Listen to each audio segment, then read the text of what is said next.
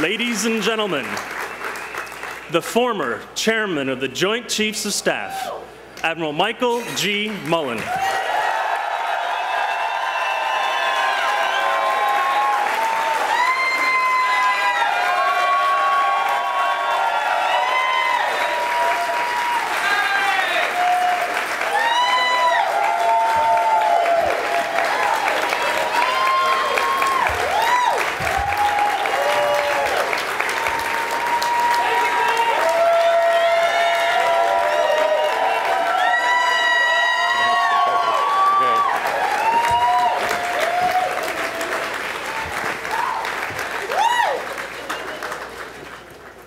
Well, what an exciting evening, and it's long overdue. Thank you, sir.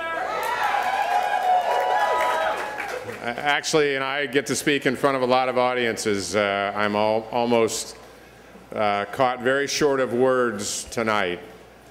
I guess for Deborah and myself, more than anything else, we'd just like to say thanks for honoring us. We don't seek these honors. We have sought only to serve and try to make a difference, particularly in people's lives, for the greatest military in the world.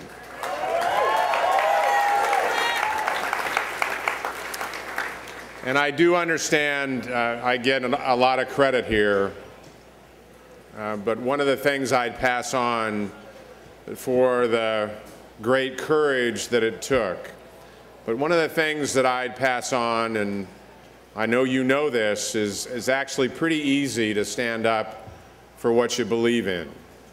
It's pretty easy to stand up and represent a value that you have held close for your entire life and be fortunate enough to be in a leadership position when that value actually crosses over at a time and in a place and in a way where you as a leader can really make a difference. So I felt blessed to be there and blessed to represent all of us in the United States military at a time that made such a difference in so many lives. It shouldn't be lost on us, and I know it isn't lost on you, that we have just entered our 12th year of war. We have 70,000 soldiers, sailors, airmen, Marines, and Coast Guardsmen deployed in Afghanistan tonight as we are here, and we should keep that in mind, and their families. Keep them in our thoughts and our prayers. They're courageous young people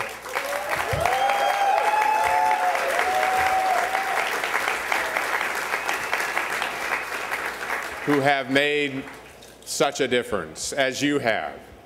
And so this celebration tonight is one of great gratitude, quite frankly, from me to you for your service, and for those who've walked this path, who've been on this journey for a long time, and many of you in very difficult times, and times if we could, we would reverse, but we can't. And what I know you can rest very comfortably with, for those of you that have been here and through the most difficult times on this issue, that it was really you that paved the way, that created the opportunity. Many of you whose picture I saw up there in the video, but many thousands of others that made a difference for those that come in your wake. And that future, our young people, our military, our ability to serve, no matter who we are, is such a gift to America as America looks to the challenges that we have in the future. And that we can, because of the leadership that's represented here, we can actually put this behind us and get on with much more important business.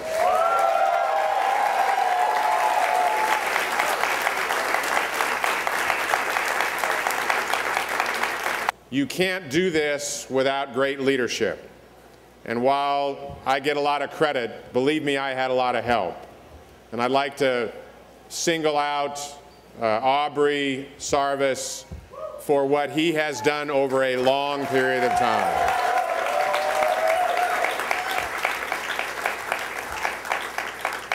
and has carried this issue forward in the most difficult of days, but his sustained leadership and those with whom he works has made such a difference. I also would like to personally thank Ted Childs and Elizabeth Birch for their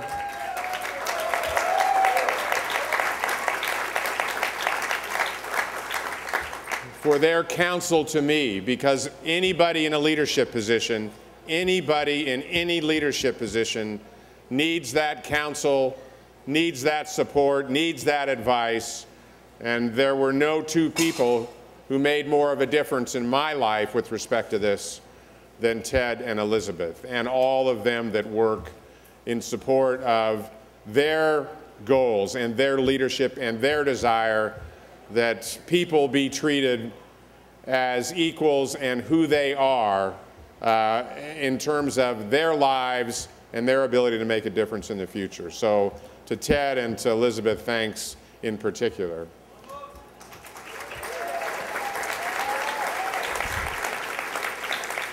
Lastly, and this is just because, and I said I wouldn't say a lot, but that's probably not true, I would like to thank the sponsors tonight: Verizon, UBS, Bank of America, Diversity, Inc., Bank of New York Mellon, Bloomberg, Winston & Strong, Viacom, and Pernod Richard USA. For without you, without the sponsorship, most of this, and certainly this evening, would not be possible. And I was told earlier tonight that in this initiative, just this gala, we've raised over $700,000.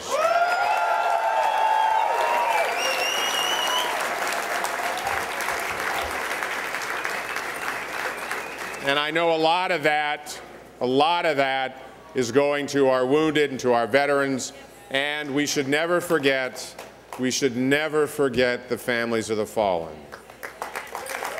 So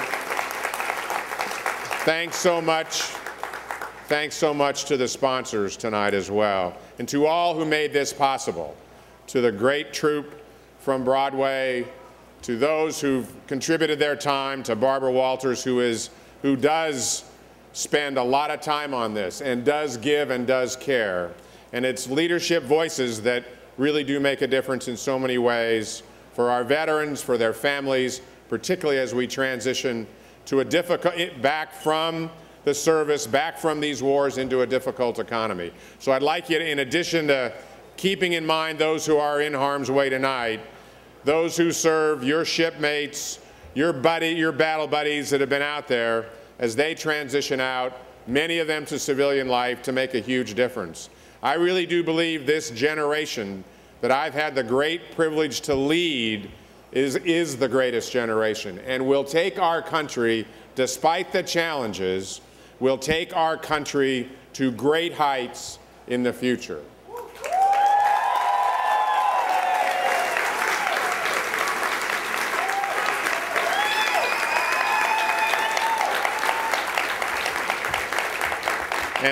And some of them are here behind me, and they really are.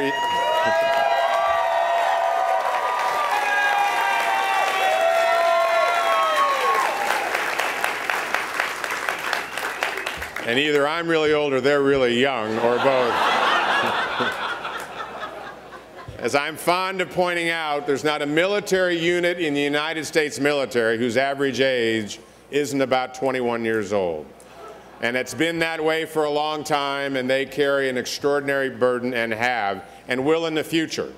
So doing everything we can in our country to make sure that they are able to do what they can do is absolutely vital. Part of that now is to have this burden that has been lifted go away. So congratulations to all of you. Thanks, and God bless.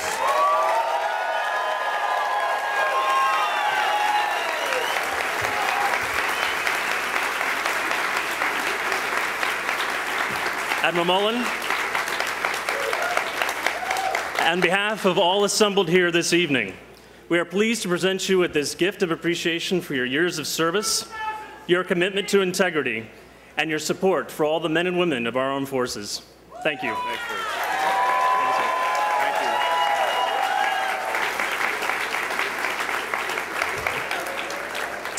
just because I still have the mic for a second.